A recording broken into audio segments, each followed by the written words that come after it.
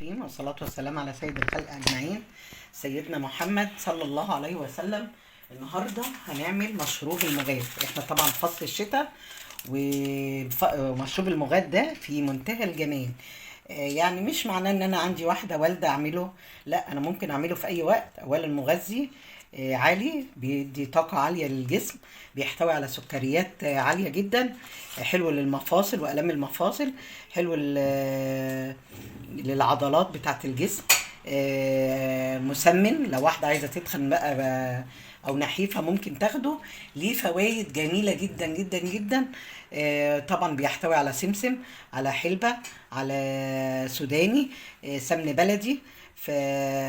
فوائده عالية وفي منتهى الجمال. نبدأ نسمي الله واوريكم هنعمل ايه. المغات ازاي؟ المغات يعني لازم سمن بلدي. انا عندي سمن بلدي متسيحه اهي. الكوبايه المغات الواحده بحط لها معلقه سمنه. انا هعمل 4 كوبايات، يعني احط ايه 4 كوبايات سمنه. طبعا حاجه بتدي طاقه وبتدي دفء في الجو اللي احنا فيه دوت. نبدا. عندنا الحلبه المطحونه اهي، المحوجه اهي. حلبه المغات ادي 1 2 3 ادي 4. ادي هنحمر ال4 معالق الحلبة كده بالراحة معانا، مع السمن البلدي. سمن بلدي بيبقى في منتهى الجمال كطعم وكريحة. ال4 معالق مع 4 معالق الزبدة مع 4 كوبايات مية بيدونا قوام في منتهى الجمال. نقلب كده بالراحة.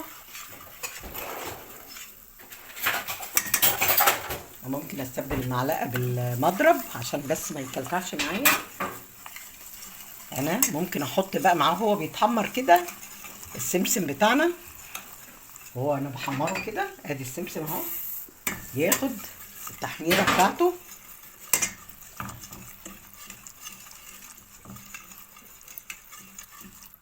ياخد بس كده على البوتاجاز دقايق بالظبط كده.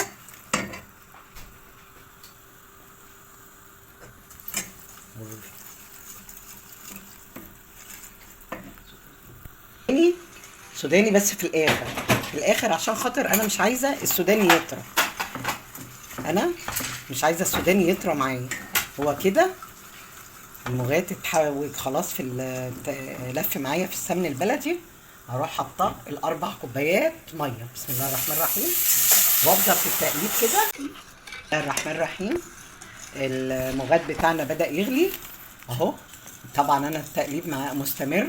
اجمل مشروب يدفينا في الشتاء. معلومه لحبايبي بقى، انا طبعا حمرته معاكم في البدايه. ممكن يا حبايبي يا حلوين نحمره ونحطه بسمنته في علبه ونقفله.